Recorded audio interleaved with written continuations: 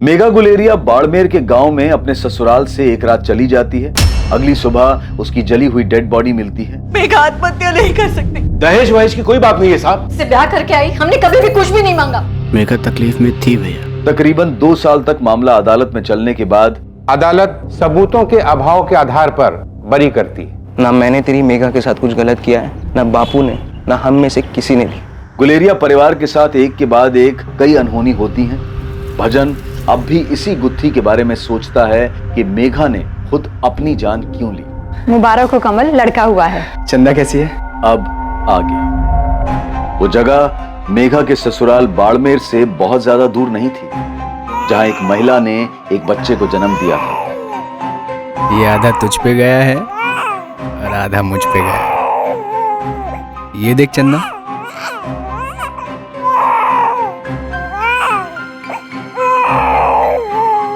मुझे तो लगता है पूरा तुझ पे ही गया है कमल।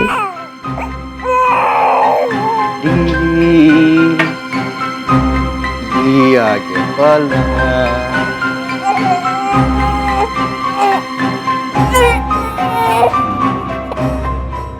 सूरज नाम कैसा रहेगा इसके लिए? बहुत अच्छा नाम है। तू चंदा और ये सूरज। शायद हम कभी ना जान पाए कि तेरी माँ ने ऐसा क्यों किया, पर हमें तो जीना है ना। तेरी माँ तुझसे और मुझसे बहुत प्यार करती थी और उसने जो कुछ भी हमें सिखाया है उसी के सहारे आगे की जिंदगी काटनी है। हमें खुश रहने की कोशिश करनी है। भजन ने तो जिद बांध लिया था, दोबारा शादी नहीं करेगा। मगर जगत को एक माँ की जरूरत है। पता जगत भी अपने ही घर का बच्चा है। राकेश और जगत हमारे लिए हमेशा बराबर होने चाहिए। हो सके तो जगत को भी अपना बेटा मानकर एक माँ का प्यार देने की कोशिश करना। सुनो, मुझे माफ कर दो।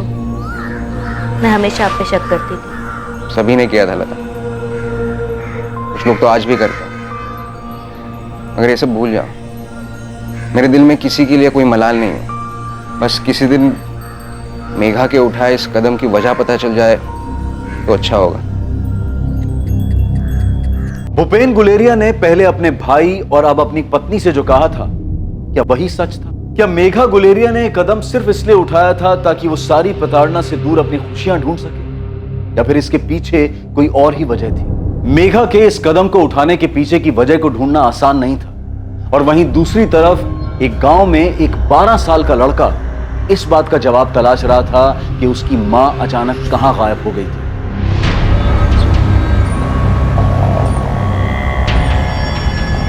12 साल के रतन दागा को जीवन व्यापन करने के लिए चाय की दुकान पर काम करना पड़ रहा था। पर हर दिन बिना भूले जब भी उसे काम से और स्कूल से फुर्सत मिलती, वो कविपुर गांव के आसपास जाकर लोगों से पूछता कि क्या किसी ने उसकी मां को देखा था। वो हाईवे के किनारे इसी आस में घंटों इंतजार करता रहता था कि जिस रास्ते से उसकी मां अचानक चली गई थी, उसी रास्ते से एक दिन वो लौट आई। बेटा रतन, कविपुर का कोई भी घर तेरा अपना घर है। तू सबको अपना परिवार समझ। तू ना अपने खाने की चिंता कर और ना अपने पढ़ाई की। बेटा, सरपंच होने के नाते मैं तुझे वचन देता हूं कि तेरी जिम्मेदारी हम लोग अपने बच्चे की तरह निभाएंगे, ठीक है? और हाँ बेटा, जैसलमेर के आसपास जितने भी गांव है ना, सभी गांव में हमने तेरी माँ को बहुत खोजा, लेकिन उसकी कहीं कोई खबर नहीं मिली। तू फिक्र मत कर। जैसे ही किसी को कोई भी खबर मिलेगी ना, वो हमें तुरंत आकर बता देगा, ठीक है? रतन के पिता को रोड एक्सीडेंट में खोने के बाद गीता दागा ने अपना मानसिक संतुलन खो दिया था। वो अपने पति की मौत के सच को कभी नहीं मान पाई थी। उसे अब तक यही आस थी कि उसका पति कभी ना कभी घर वापस आ जाएगा। वो हाईवे के किनारे इसी उम्मीद में अपने पति की राह देखती रहती थी। अपने मृत पति की तलाश में वो अक्सर यहां वहां भटकती रहती थी और लगभग हर दिन रतन अपनी मां को गांव के हर कोने में खोजता। वो उसे किसी कोने में पड़ी हुई मिलती और रतन उसे फिर से घर वापस ले आता।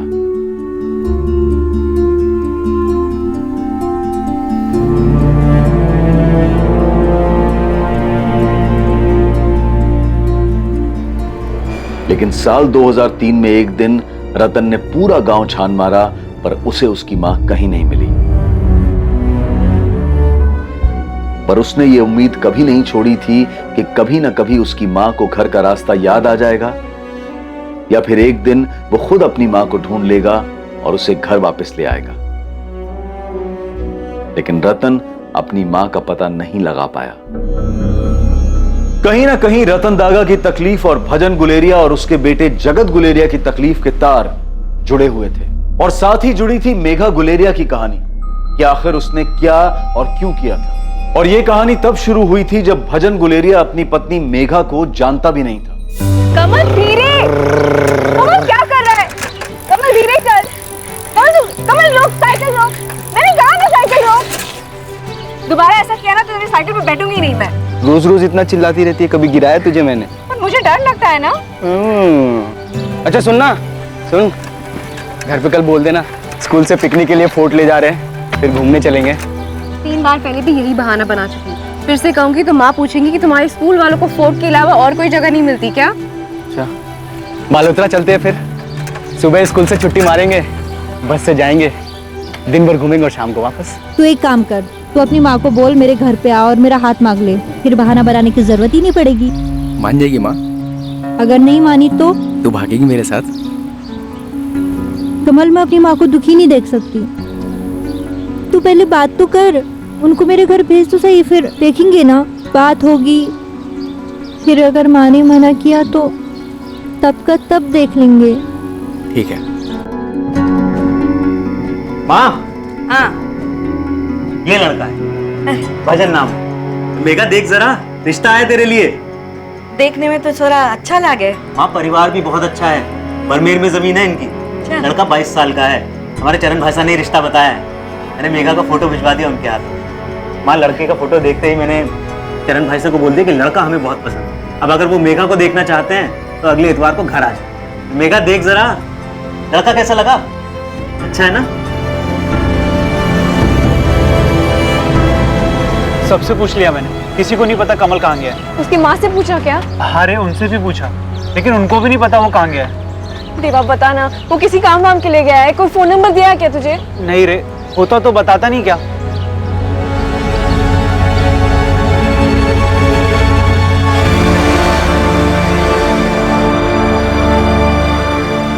अरे मेघा बेटा, कैसी है तू? तेरी माँ ने बताया तुझे देखने के लिए रविवार को लड़के वाले आ रहे हैं। हाँ काकी, वो कमल की कुछ किताबें थी मेरे पास, उसको लौटानी थी। दे दो मुझे, वो आएगा ना तब मैं देती हूँ उसे। हाँ काकी, वो हफ्ते भर पहले कमल ने भी मुझसे कुछ किताबें ली थी। 5 दिन हो गए, वो स्कूल नहीं आया ना, कब तक आएगा वो? ये तो वही जाने बेटा। जोधपुर गया है अपने चाचा के घर किसी काम से। 5 दिन में आऊंगा ऐसे कहा था मुझे, लेकिन अभी तक नहीं आया।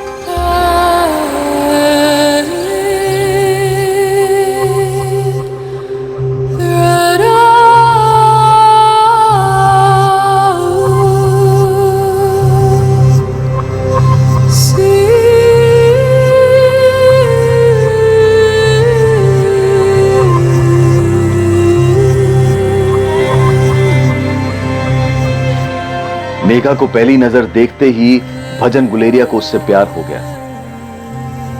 लेकिन मेघा किसी से नहीं कह सकती थी कि वो किसी और से प्यार करती है। भजन गुलेरिया के साथ शादी तय हो जाने के बाद भी मेघा ने कमल का बड़ी बेसब्री से इंतजार किया, पर कमल का कोई अता पता नहीं था।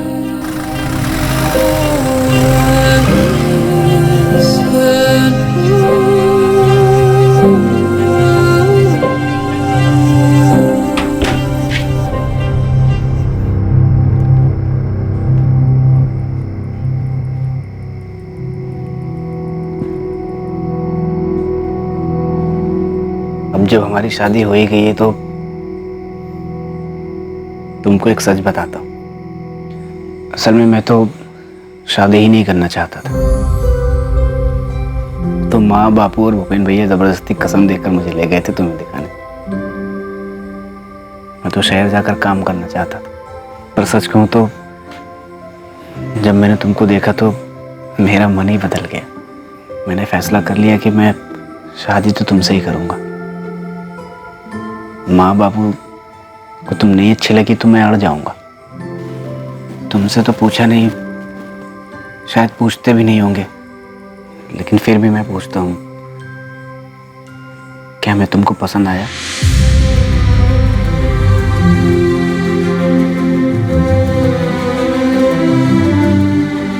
मेघा, भजन इतना खा नहीं पाएगा जितना तुम उसकी थाली में डाल रही हो।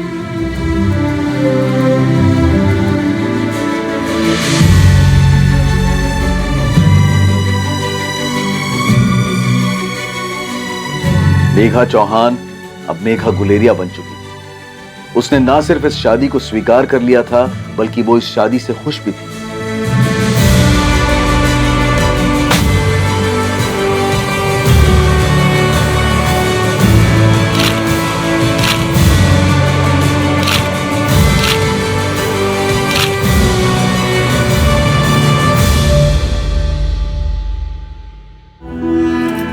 मत जाओ ना, मैं यहाँ कैसे रहूंगी? मेघा, मैं तेरे और जगत के लिए तो जा रहा हूँ ना। वहां पे अच्छा काम करूंगा, 4 पैसे कमाऊंगा। यहाँ पे जितना है वो उसमें खुश है। मत जाओ ना। दिल्ली बड़ा शहर है, करने को बहुत सारा काम है, और काम दिलाने में तेरा भाई गुंजन भी तो मदद कर रहा है ना। भजन, मुझे बहुत डर लग रहा है।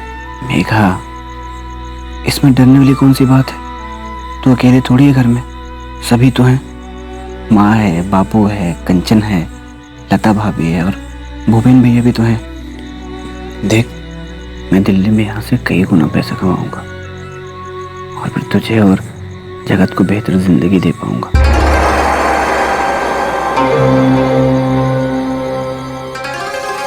भजन बस यही सोच सकता था कि उसके दिल्ली जाने की वजह से मेघा दुखी थी। मेघा किसी भी हालत में उसे सच नहीं बता सकती थी कि उसके दिमाग में क्या चल रहा है, आखिर वो किस दुविधा से गुजर रही थी।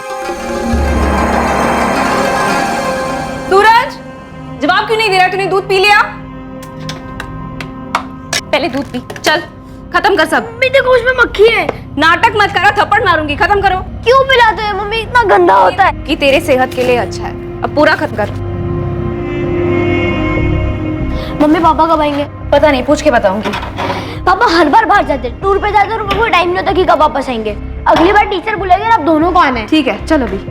वैसे पापा काम क्या करते हैं? बताया ना तुझे, तेरे पापा सेल्स में है। पापा ऑफिस में काम क्यों नहीं करते? बाकी सबके पापा ऑफिस जाते हैं, दुकान जाते हैं, हर शाम घर लौटते हैं। पापा की तरह हमेशा बाहर नहीं रहते। चुप कर, हर वक्त बकवास करता रहता है। अब चल, तेरी बस निकल जाएगी। उनको बोल देना। क्या हुआ चंदा, इतना चिल्ला क्यों रही है? तो और क्या करूँ, तू बता। कमल, सूरज बड़ा हो रहा है, तेरे बारे में सवाल करता रहता है कि तू कहाँ है, तू घर क्यों नहीं आता।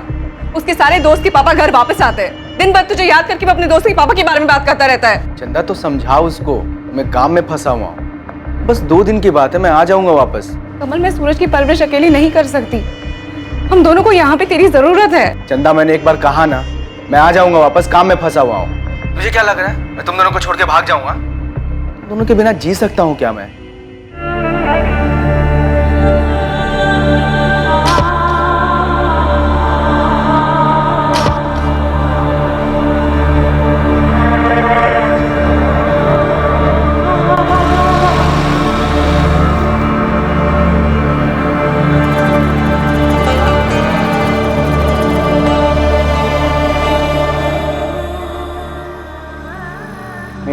लड़के के घर वालों से बात हो गई। हम लड़के को एक मोटरसाइकिल दे रहे हैं। कंचन को 2 लाख के गहने देंगे जो लड़के वालों के घर जाएंगे। साथ में 2 लाख नकद भी देंगे, और उनके मेहमानों का ख्याल तो हम रखेंगे। भजन, तू सुन रहा है? हाँ, आप कैसे भी करके कंचन की शादी तय कर दीजिए। मेरे बाद जो कुछ भी होगा मैं दे दूंगा। भजन, तू ऐसा क्यों कर रहा है? क्यों अपने आप को तकलीफ दे रहा है? जगत को देखा बड़ा हो गया है वो, उसकी पूरी जिंदगी पड़ी है उसके सामने, और अब तो वो भी सब कुछ भूल चुका है। तू क्यों नहीं भुला पा रहा? ना तू ठीक से खाता है, ना अपना ख्याल रखता है।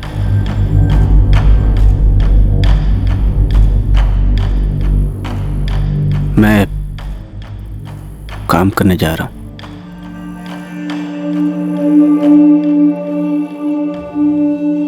एक भजन, जो कुछ भी हुआ उस तकलीफ से गुजरना सबके लिए मुश्किल था, ये जो लड़का है ना पंकज, बड़ी मुश्किल से हाँ कहा है उसने कंचन से शादी करने के लिए। उसने या उसके परिवार ने अभी तक तेरे बारे में कोई सवाल नहीं पूछा, ना ही तेरी बीवी के बारे में।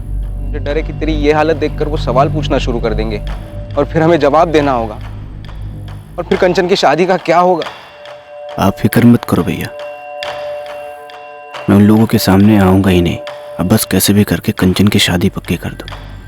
बाकी जगत को आप और भाभी अपने बच्चे की तरह पाल ही रहे हो। मगर भजन, जगत तेरा लड़का है, उसे तेरी जरूरत है जिंदगी में आगे रास्ता दिखाने के लिए। सब कुछ भूलकर एक बाप का फर्ज अदा कर, क्योंकि पिछले 13 साल से तू जिस सवाल का जवाब ढूंढ रहा है वो तुझे कभी मिलने नहीं वाला। मेघा ने अपनी जान क्यों ली है हमें कभी पता नहीं चलेगा। सच तो ये है कि मेघा अब नहीं रही, और अगर किसी दिन इसकी वजह तुझे पता भी चल जाए तो उससे क्या होगा? क्या तेरे मन को शांति मिलेगी?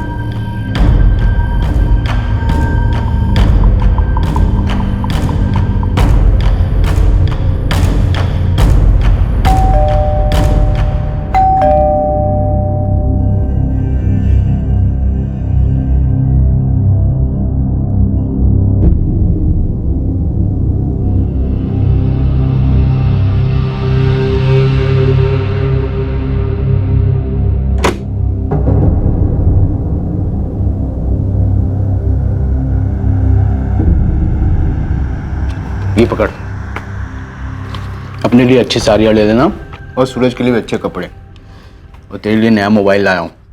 इस बार कहाँ डाका डाला कमल? चैन से खाना खाने दे चंदा, 2 हफ्ते बाद घर का खाना मिला है। सूरज को मैं क्या कहूँ कमल? झूठ बोलना पड़ता है उसे कि उसके पापा सेल्समैन है इसलिए बाहर जाते हैं। क्या होगा अगर उसे पता चल जाएगा? मेरे पास उसके सवालों का कोई जवाब नहीं है। क्या होगा अगर उसको पता चलेगा कि उसके पापा सेल्समैन नहीं चोर है? कमल तू ये सारी काम छोड़ क्यों नहीं देता? कुछ आम लोगों वाला काम करते हैं ना। कहने में बहुत आसान लगता है, कुछ और काम करूंगा तो इतने पैसे मिलेंगे क्या? न तेरी जरूरतों का ख्याल रख पाऊंगा न सूरज की। और अगर सूरज को पता चल गया तो?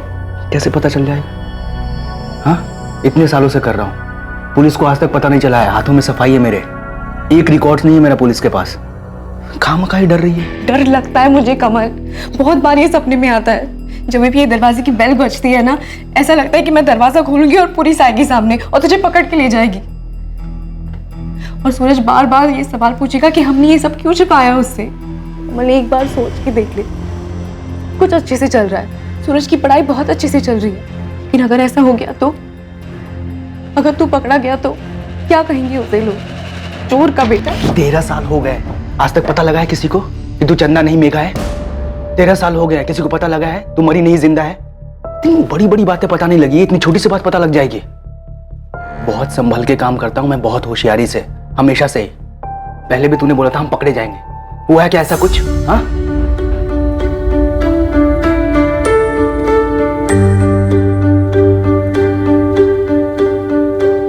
अरे जी आप भी रुक जाते दामाद जी। अरे नहीं, बहुत काम है। तो आपने कहा मेघा और जगत को छोड़ दूं इसलिए ले आएंगे। अब मेघा आई है यहाँ तो कम से कम 2 हफ्ता रुकने दो उसे। हाँ ठीक है, अच्छा मैं चलता हूँ, बस का टाइम हो रहा है। बस ठीक है।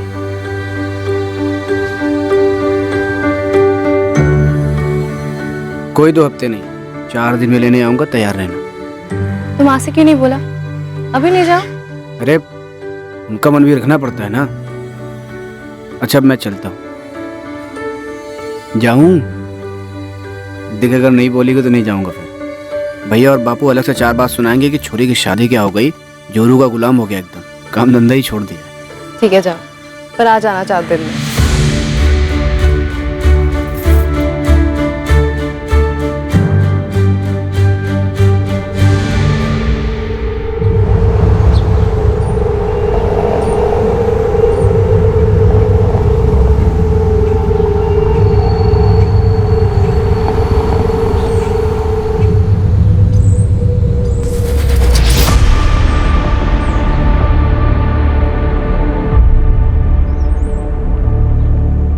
कैसी है तू? तू अब तक नाराज है? मैं आया था तुझसे माफी मांगने, पर तू बाड़मेर में थी। मेरी हिम्मत नहीं हुई वहां आने की। मैं जब भी गांव आता हूँ तेरा ही इंतजार करता हूँ कि तू कभी तो गांव आएगी। अब क्यों आया है कमल? जो हो चुका है वो हो चुका है। सब मेरी गलती है। मुझे पता ही नहीं था तेरे साथ क्या चल रहा है। मैंने वापस आने में देर कर दी। देर नहीं, तुमने बहुत देर कर दी। सब खत्म हो चुका है। मैं अपनी जिंदगी में नई शुरुआत कर चुकी हूँ। वो गांव के बाहर का घर याद है ना तुझे? कल इंतजार करूंगा मैं तेरा वहां। जो तू मुझे भूल चुकी है तो मत आना, नहीं तो बस आकर माफ कर देना मुझे।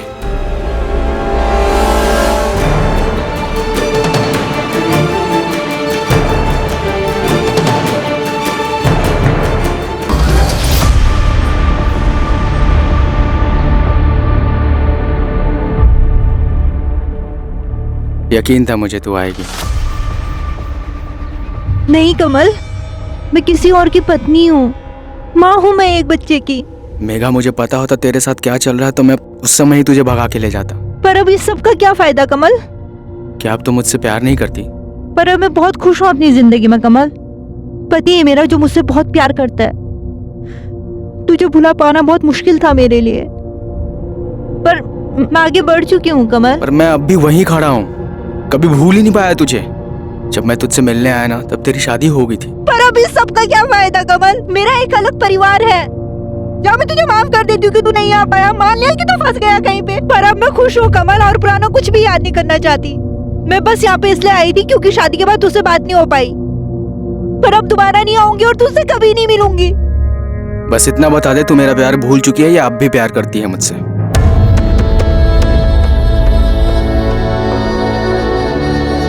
बोलना इतना आसान होता ना, तू कभी आती ही नहीं यहाँ। कमल, मैं तुझसे बहुत पहले प्यार करती थी, पर हाँ, मैं भुला नहीं सकती। तू वो पहला इंसान है जिससे मैंने प्यार किया था। वो पहला इंसान जिसे तूने किस किया था, जिसके साथ तू रहना चाहती थी, जिसके साथ अपनी पूरी जिंदगी बिताना चाहती थी। किस्मत हमारे साथ नहीं थी। जब तुझे मेरी जरूरत थी मैं था ही नहीं। पर क्या उस गलती की वजह से हम दोनों एक दूसरे को हमेशा कोसते रहेंगे, एक दूसरे से अलग हो जाएंगे? क्या उस गलती की सजा मुझे जिंदगी भर मिलनी चाहिए? मैं नहीं बदला हूं मेघा, मैं वही कमल हूं जो तुझसे बहुत प्यार करता है।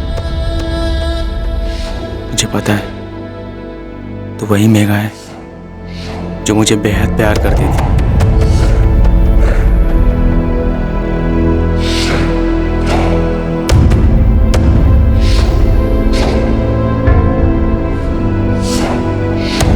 मेघा, हमारी मंजिल पहले भी एक थी, आज भी एक है और हमेशा ही एक रहेगी।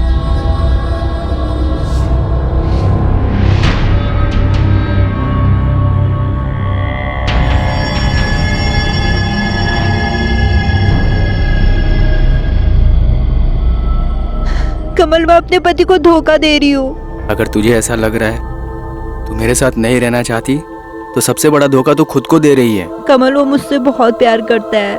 तू मुझसे प्यार करती है। मैं अपना खुद का सामना नहीं कर पा रही हूँ कमल। तुझे वापस आना ही नहीं चाहिए था। मुझे ना तुझे उस वक्त छोड़ के जाना ही नहीं चाहिए था। हम एक नहीं हो सकते कमल। ऐसा लग रहा है जैसे कि मैं पाप कर रही हूँ और मैं बार बार तुझसे मिलने नहीं आ सकती। भजन मुझ पे शक नहीं करता, पर मैं उसका भरोसा नहीं तोड़ सकती। तू मेरे साथ चलेगी हमेशा के लिए, अपने पति को छोड़कर, सबको छोड़कर? नहीं कमल, बिल्कुल नहीं। नहीं चल सकती मैं। भजन को बहुत तकलीफ होगी। और जगत का क्या होगा? यही छोड़ दे जगत को, वो उसका बेटा है, वो संभाल लेगा उसको। नहीं, कुछ भी नहीं बिगड़ेगा मेघा। 5 साल हुए हमें एक दूसरे को देखे हुए, बात तक नहीं की थी, और अब देख सिर्फ 2 महीने हुए हमें मिले हुए, सब कुछ पहले जैसा हो गया है। हमारी किस्मत में मिलना ही लिखा है, नहीं तो हम ऐसे मिलते ही नहीं। नहीं कमल, हमारे पास एक मौका था साथ में होने का, लेकिन तू तब नहीं था। भी है मेघा, मैं गलती दोबारा नहीं कर सकता। पर ऐसा कैसे होगा कमल? होगा मेघा, मैंने सब कुछ सोच रखा है। अगर तू मर जाए, अपने पति के लिए, अपने बच्चे के लिए, अपनी माँ के लिए, पूरी दुनिया के लिए। ये तू क्या कह रहा है? मेरे पास एक प्लान है। वो देवा याद है तुझे? मेरा एक और दोस्त है सुधीर, मेरे साथ ही काम करता है। मैंने उनसे बात की है। हमें किसी और को मारकर सबको ये दिखाना होगा कि वो मेघा की लाश है। लेकिन अगर किसी को मारा तो पता चल जाएगा कि खून हुआ है और फिर पुलिस जांच करने आ जाएगी। और जांच करके पुलिस आज नहीं तो कल तुझ तक पहुंच ही जाएगी। यार मुझे मेघा चाहिए। अब वो ऐसे अपने पति को छोड़कर तो आने से रही, उसे बेइज्जती का बहुत डर है। हाँ, अगर ये साबित हो जाए कि वो मर चुकी है तो मैं उसको मना लूंगा। तो फिर कुछ सोचते हैं। इसके लिए हमें उसकी जैसी एक औरत को ढूंढना पड़ेगा। ये मर गई है, ये यकीन दिलाने के लिए हमें किसी को तो मारना ही पड़ेगा, तभी सबको यकीन होगा। सही कह रहे हैं। हफ्ते भर सोचने के बाद ये तरकीब दिमाग में आई है। और देवा को तो एक औरत भी मिल गई है। इसको देखकर ऐसा लगेगा जैसे तू मरी है।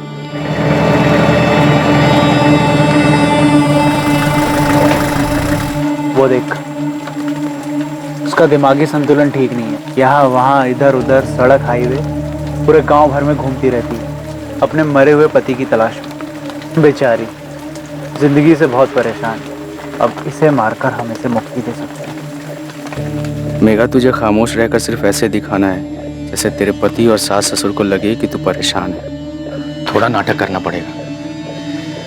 आसपास वाले लोगों को ऐसा लगना चाहिए कि ससुराल में तेरे साथ कुछ हो रहा है और तू बोल नहीं पा रही है।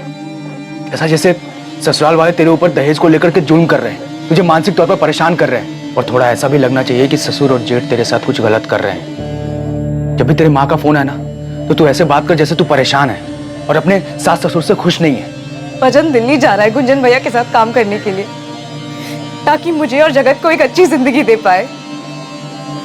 और मैं यहाँ। फिर तो ये और भी अच्छा मौका है। हम ऐसा दिखाएंगे जैसे तूने आत्महत्या की है। तुझे पता है, देवा मुझे बता रहा था अगर 7 साल के अंदर लड़की के साथ दहेज को लेकर कुछ हो जाए ना, तो ससुराल वाले लंबे समय के लिए अंदर जाते हैं। पर कमल, उन लोगों ने मेरे साथ कुछ बुरा नहीं किया है। तो मैंने कौन सा बुरा किया है मेघा, जो मैं तेरे बगैर जिंदगी बिताने की सजा काटूं? देख मेघा, हमें एक मौका मिला है, हम ये मौका गवा नहीं सकते। मान जा, हम बड़ी आसानी से एक दूसरे के साथ हो सकते हैं मेघा। और ऊपर वाले ने हमें ये मौका दिया है। ये सब सोचकर ये मौका बर्बाद मत कर।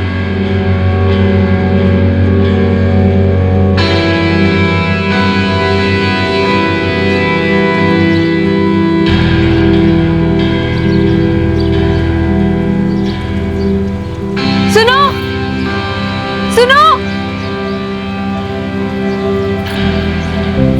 मुझे माफ कर दो भजन, माफ कर दो। मैं तुम्हें छोड़ रही हूँ, फिर दोबारा कभी नहीं मिलूंगी।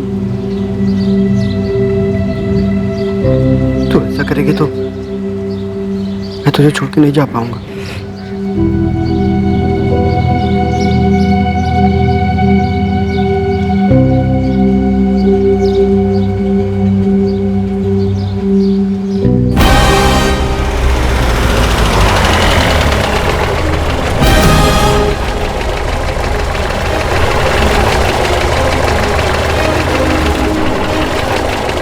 मेरे पति को देखा क्या तूने? हाँ मैंने देखा ना। कहाँ देखा है?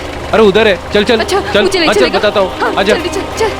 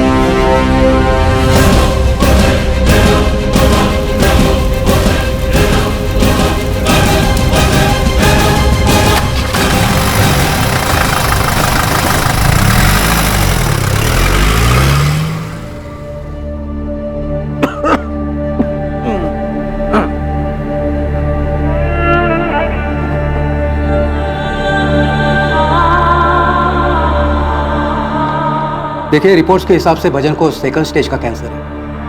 क्या कहा आपने? Second stage cancer? क्या मतलब है इसका? सेकंड स्टेज कैंसर मतलब आप लोग बस इतना समझिए कि भजन की हालत ठीक नहीं है, उसे तुरंत सिविल हॉस्पिटल ले जाइए। मैं एक नोट लिख के देता हूँ, वहाँ पे डॉक्टर को दे देना। पापा ठीक तो हो जाएंगे ना डॉक्टर? देखिए, उन्हें इलाज की तुरंत ज़रूरत है। पहले ही काफ़ी देर हो चुकी है, आगे जाकर देर मत कीजिए। 15 सालों से भजन अंदर ही अंदर मर रहा था, या ये कहें कि वो खुद को मार रहा था। इस सवाल के जवाब में कि मेघा ने अपनी जान क्यों ली।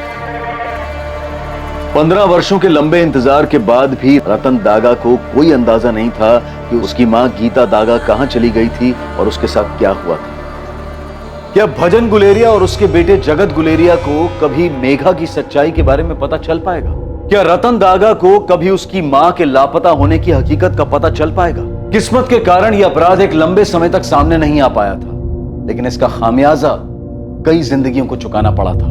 लेकिन 2018 में किस्मत एक बार फिर पलटने वाली थी और 15 साल पहले हुआ जुर्म अब सबके सामने आने वाला था।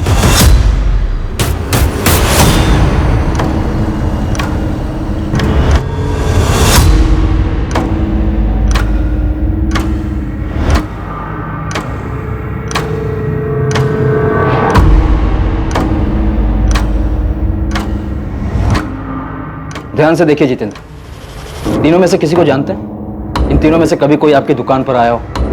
नहीं सर, इनमें से कोई भी कभी भी मेरी दुकान पर मैंने पहले नहीं देखा। गनीमत समझिए सर कि मेरी दुकान में एक छिपा हुआ सीसीटीवी कैमरा था जिस पे इन चोरों की नजर नहीं पड़ी। क्या हुआ?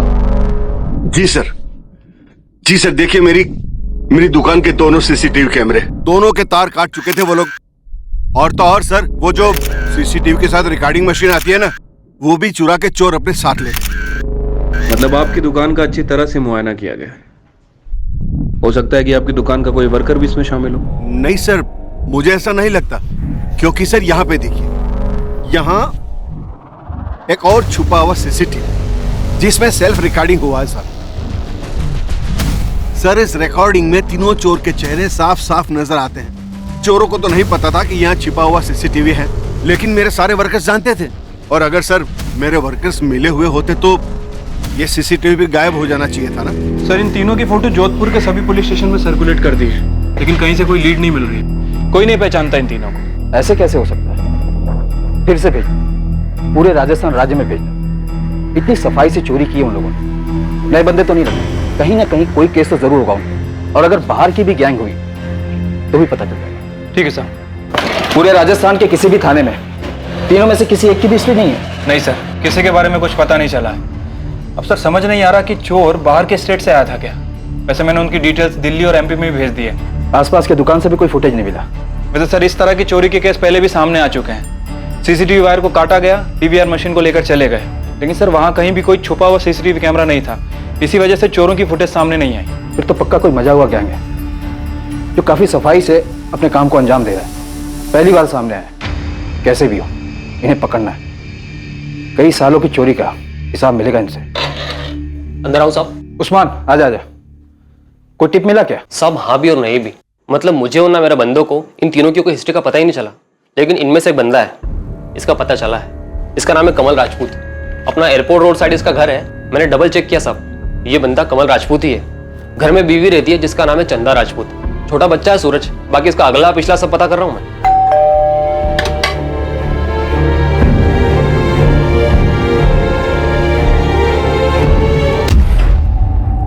चंदा राजपूत। डर लगता है कमल, बार बार सपने में आता है। जब भी ये दरवाजे की बेल बजती है ना, ऐसा लगता है कि मैं दरवाजा खोलूंगी और पुलिस आएगी सामने और तुझे पकड़ के ले जाएगी। चंदा राजपूत जी। ये तुम्हारा पति कमल राजपूत है? वो बाहर है सर। कहाँ बाहर गया है? और ये फोटो में जो दो लोग हैं वो कौन है तुम्हारे पति के साथ? मुझे नहीं पता। नहीं पता? तुम्हारे पति ने इस बार ज्वेलरी शॉप में डाका डाला है। इसके पहले और कहाँ कहाँ डाका डाला उसने? सर मैं आपको बता रही हूँ ना, मुझे कुछ नहीं पता, मैं सच कह रही हूँ। सर वो घर के अंदर नहीं छुपा है। ठीक है, तुम हमारे साथ पुलिस स्टेशन चलो। तुम चलोगी, पीछे पीछे तुम्हारा पति भी आ जाएगा। नहीं नहीं सर, मैं नहीं जानती कि वो कहाँ है, क्या काम करता है। सर मेरा बेटा स्कूल से आने वाला है, मुझे घर पे रहना होगा। क्या उम्र है तुम्हारे बेटे सूरज की? सर वो 13 साल का है।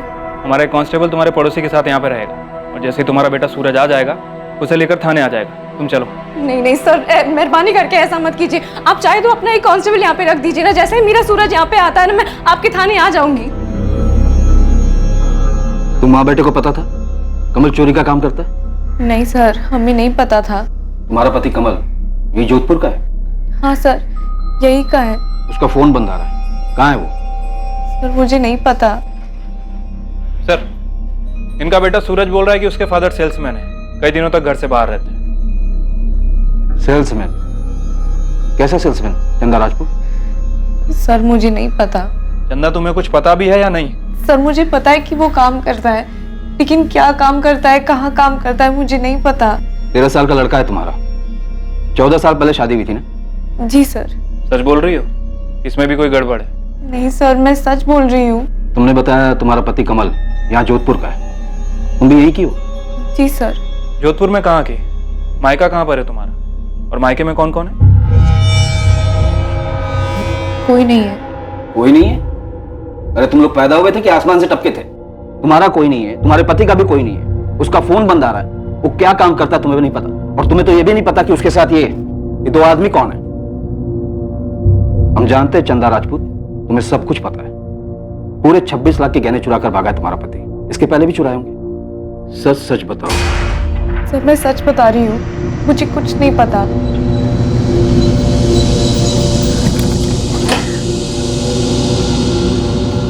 सलाम साहब, ये चंदा झूठ बोल रही साहब। इसका पति कमल राजपूत जैसलमेर के रूपनगर गांव से है, और वहीं पर उसकी मां मनीषा राजपूत भी है। इसकी कहानी में कुछ तो गड़बड़ है साहब। अपना घर छुपाने की क्या जरूरत थी इसे? मुझे लगता है कि इसके पति के बारे में ये बहुत कुछ जानती है और बता नहीं रही। ठीक है, वो सब हम देख लेंगे, लेकिन तेरे लिए सबसे बड़ा काम है कमल राजपूत के दोनों साथियों का पता लगा। मुझे नहीं खाना है और मुझे स्कूल भी नहीं आना है कभी भी। मम्मी पहले मुझे ये बताओ, नीचे पुलिस क्यों खड़ी है? पापा ने चोरी की है, सब कह रहे हैं। बेटा मुझे नहीं पता, उनका फोन नहीं लग रहा है मुझे। आप झूठ बोल रहे हो। मम्मी सच बोलो, पापा ने चोरी की है, वो चोर है। चुप क्यों, बोलो ना।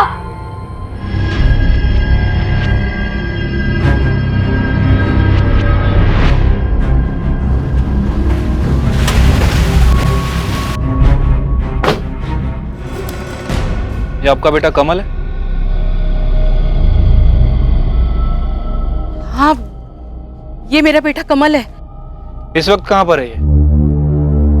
पता नहीं साहब। ये देखिए, ये दोनों आपके बेटे के साथी हैं। बता सकती हैं कौन है ये दोनों? ये दोनों तो उसके दोस्त लग रहे हैं। देवा और सुधीर नाम है इन दोनों का। लेकिन आप लोग मेरे बेटे को क्यों ढूंढ रहे हैं? चोरी की है आपके बेटे ने। 26 लाख रुपए के गहने लेकर गायब हुआ है, और इसके पहले भी कई बार की होगी।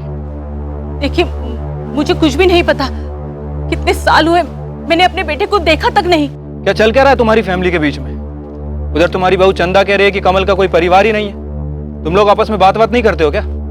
देखिए, मैं किसी चंदा को नहीं जानती, और मुझे ये भी नहीं पता कि कमल ने शादी कर ली है। तब तो आप अपने पोते सूरज को भी नहीं जानती होंगी। कमल को देख के 15 साल हो गए। 15 साल पहले वो गया, आज तक नहीं लौटा। वो ना कोई चिट्ठी भेजी और ना ही कोई फोन किया उसने। मुझे ये तक नहीं पता कि उसने किसी चंदा नाम की लड़की के साथ शादी किया और उसका एक बच्चा भी है। चंदा के सामने बिठा के जब सवाल जवाब करूंगा ना, तो पता चल जाएगा क्या जानती है और क्या नहीं। अरे तुम्हारा बेटा कमल कहाँ पे? ये है चंदा। क्यों, इसका और भी कोई नाम है? हाँ साहब, ये हमारी गांव की मेघा है, गायत्री की बेटी। लेकिन ये तो 15 साल पहले मर चुकी है। मेघा 15 साल पहले मर चुकी है? हाँ साहब, ये मेघा चौहान है। शादी के बाद ये मेघा कुलेरिया बन गई थी। 15 साल पहले उसने आत्महत्या कर ली। ससुराल वाले दहेज मांग रहे थे उससे, इसलिए मिट्टी का तेल छिड़ककर उसने खुद को जला दिया। ये मेरी बेटी की पत्नी कैसे हो सकती है? आप लोग पक्का इस मेघा से मिले हो? ये आपकी बेटी मेघा है?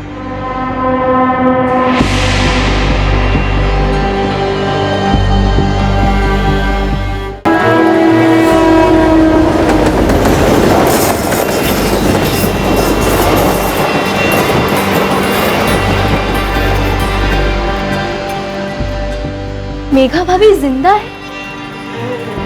पर ऐसे कैसे हो सकता है? पुलिस ने तो यही बताया, उसने अपना नाम भी बदल दिया था, जिंदा बन गई है वो। पर कोई मरा हुआ जिंदा कैसे हो सकता है भैया?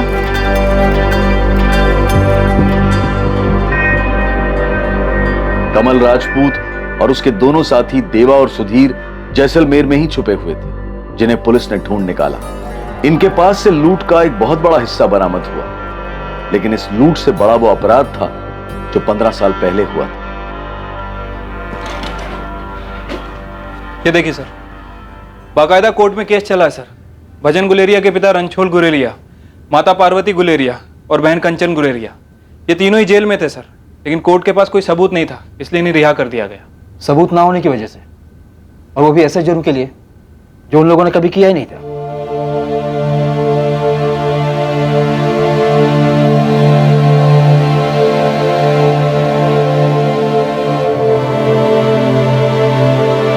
मुझे किसी से नहीं मिलना है, मेरे साथ जबरदस्ती नहीं कर सकते ऐसे। भैया हाथ छोड़, मैंने कहा ना मुझे किसी से चंदा, मेरी बात सुन। देखो, तुम्हारे पति को कैंसर है। पिछले 15 सालों से वो सिर्फ यही जानने के लिए तड़प रहा है कि तुमने आत्महत्या क्यों की। उसके माँ बाप मर चुके हैं, तुम्हारी माँ भी आई है, एक बार चल के मिल लो। देखिए, मैं अपना जुर्म मान चुकी हूँ। कमल के साथ मिलकर मैंने जो भी किया सब बता चुकी हूँ। अब मुझे उन लोगों में से किसी से नहीं मिलना है। तुम्हें अंदाजा भी है कि कितनी जिंदगियां खराब कर दी हैं तुमने? हाँ, इतने सालों से खामोश बैठी रही, और आज जब मिलने का टाइम आया तो बोल रही किसी से नहीं मिलना, किसी का सामना नहीं करना है। मैंने कहा ना, मुझे किसी से नहीं मिलना है, किसी को नहीं देखना है मुझे।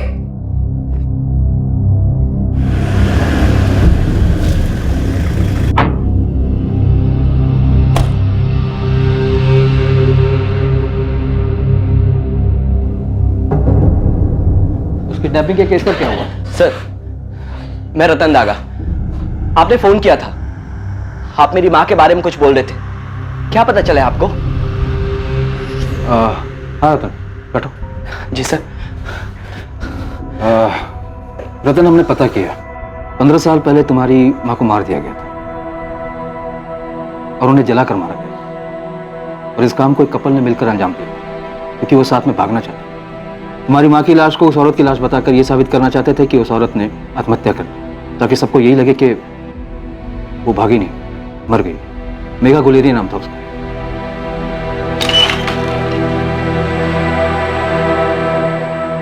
देखिए, वो आप लोगों में से किसी से नहीं मिलना चाहती। उसने अपना गुनाह भी कबूल किया। उसने कबूल किया है कि कमल राजपूत के साथ मिलकर उसने एक मानसिक रूप से बीमार औरत को मारा था, ताकि लोगों को ये लगे कि वो खुद मर गई है। अपना गुनाह तो कबूल कर लिया है, लेकिन आप में से किसी से मिलने की इच्छा नहीं।